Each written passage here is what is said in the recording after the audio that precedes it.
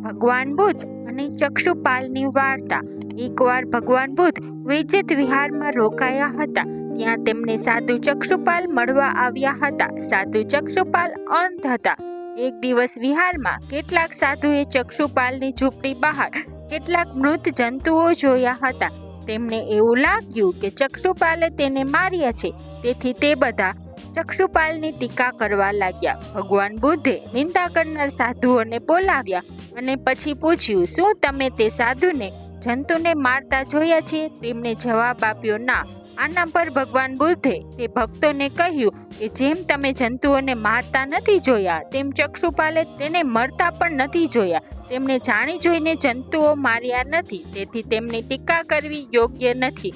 ત્યારે સાધુએ પૂછ્યું કે ચક્ષુપાલ અંધ કેમ છે? તેમણે આ જન્મમાં કોઈ પાપ કર્યું છે કે તેના પાછલા જન્મનું પાપ છે?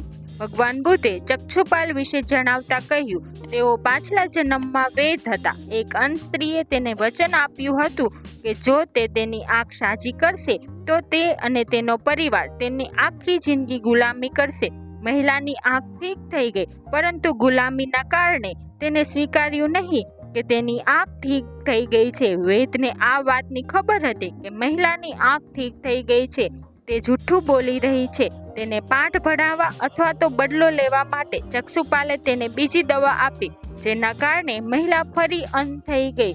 તે તેટલું રડી અને કરગરી, પણ ચક્ષુપાલ જરા પણ ટસના મસ ન થયા। આ પાપને કારણે વેદને આગલા જન્મમાં અંધ થવું પડ્યું હતું, તેથી ચક્ષુપાલ અંધ છે।